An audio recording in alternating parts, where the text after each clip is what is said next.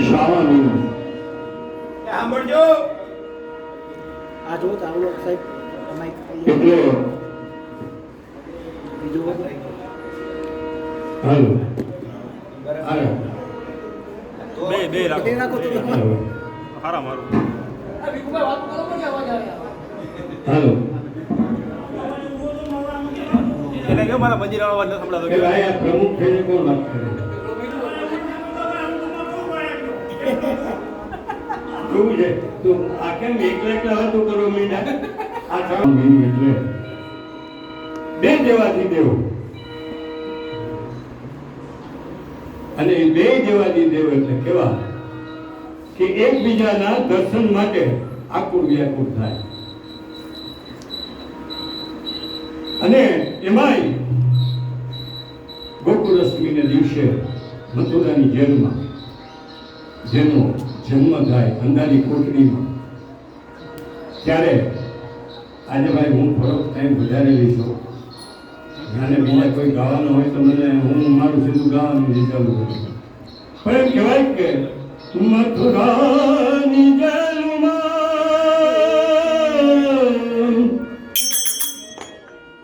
મથુરાની જેલમાં જન્મી અને તું ગોકુળમાં થયો ગવાર ધનભાઈ ઈ જેલમાંથી કાળી કોટડીમાંથી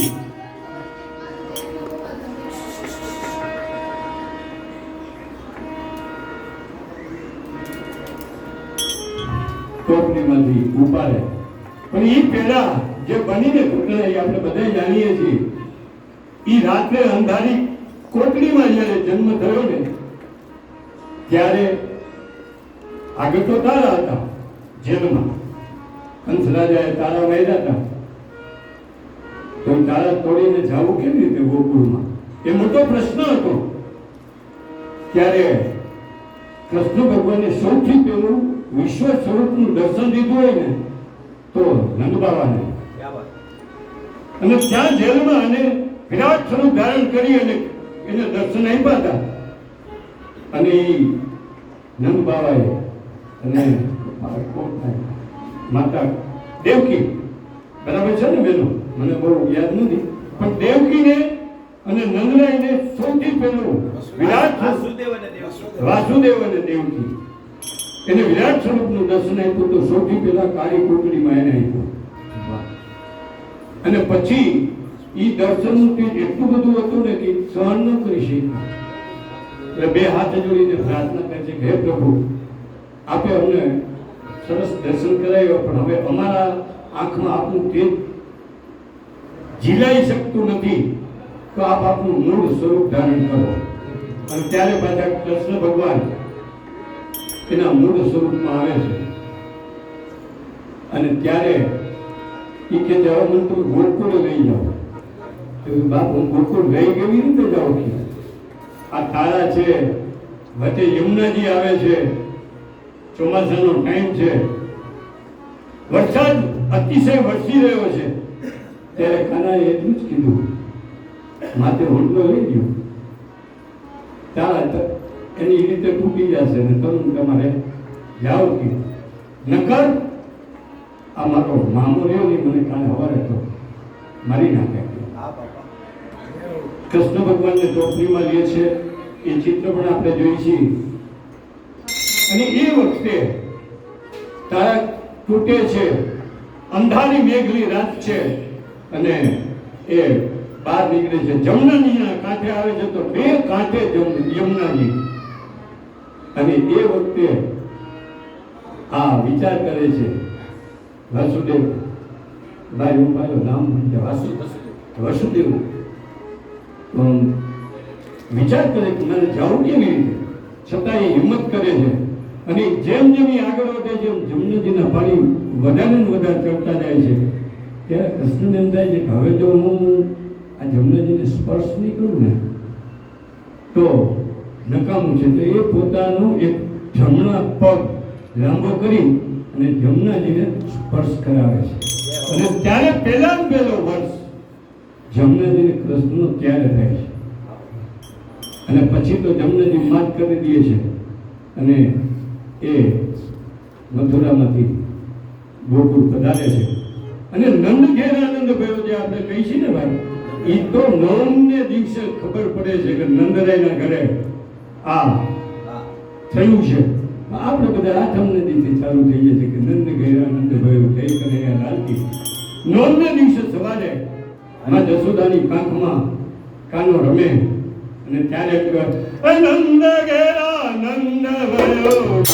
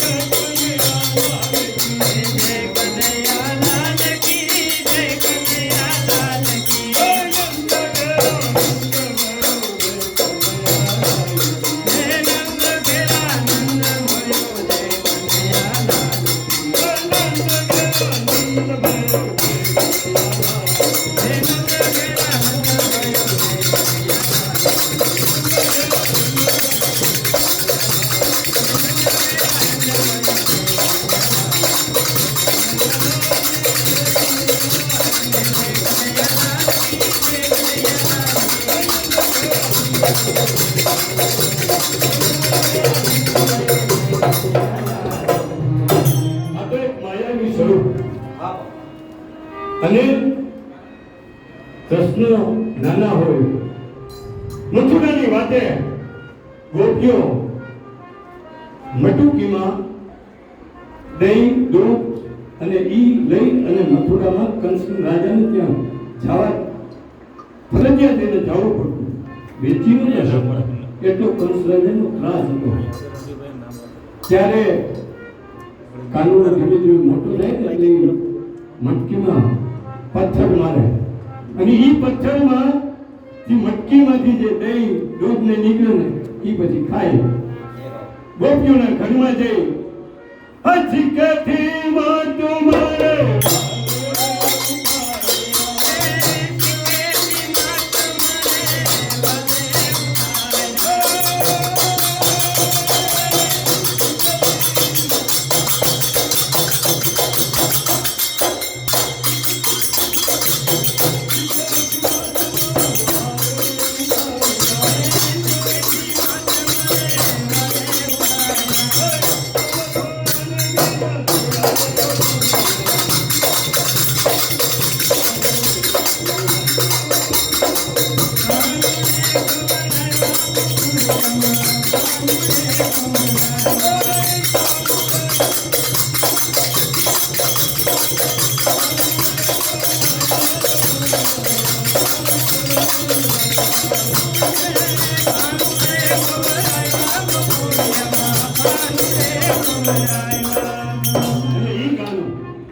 ગોકુળમાં નહીં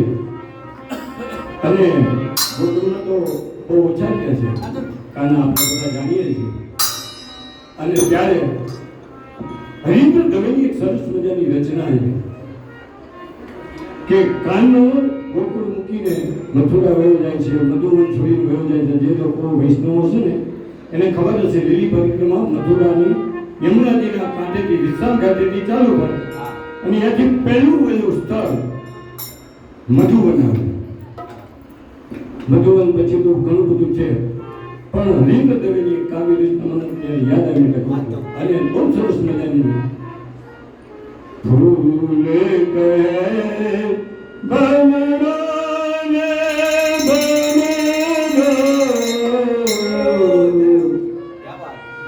વાત વહે ગુજરમાં માધવ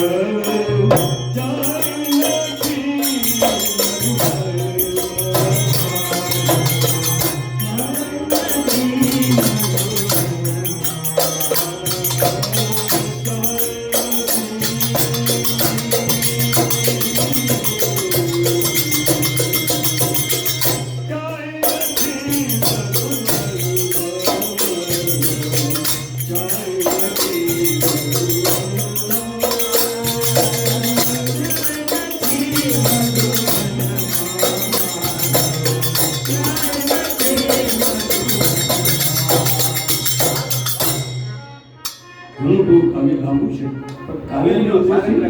અરે અને ઘણા બધા ગીતો લખાણા એમાં એક ભજનની પંક્તિ પણ એવી છે કે મથુરાના રાજા ક્યાં છો અને ગોકુળને ભૂલી ગયા છો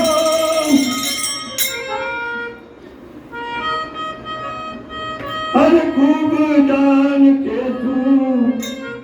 અમે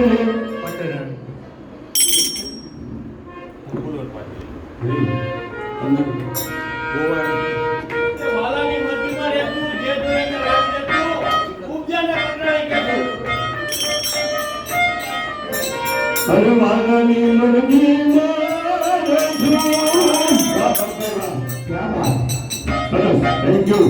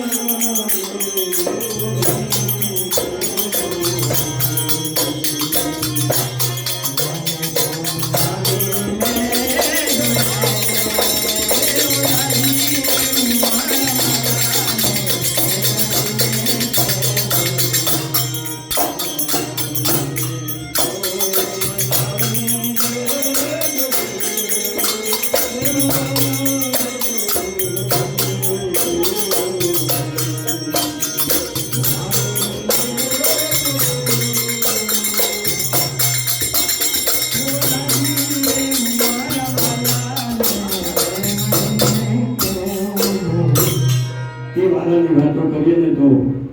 ઘણી બધી કહી શકાય પણ કાનાનો એક છંદ કાં ક્યાં જાઉં રામનાથ માટે હે રામનાથ માટે ઘણું સપનામું કરે ને અરે અરે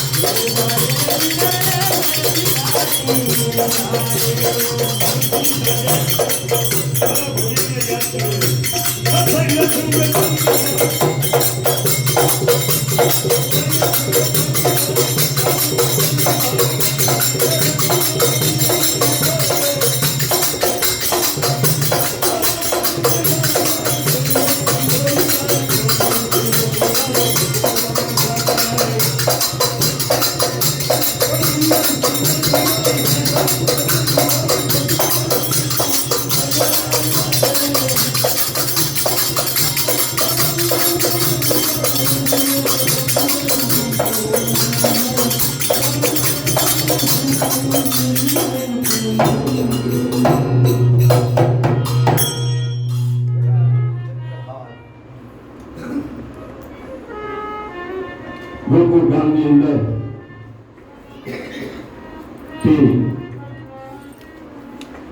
મૈયારાનો બોગ્યો માથે બટુકડી લઈ દૂધ છાસની લઈ અને રાજા કંસને આપવા જઈએ ત્યારે એના ઉપર એક લોકગીત જેવું છે અને મને ખાસ અહીંયા આપવામાં આવ્યું છે. વાહ ભાઈ અંગે મૈયારા રે ગોકુળ રામના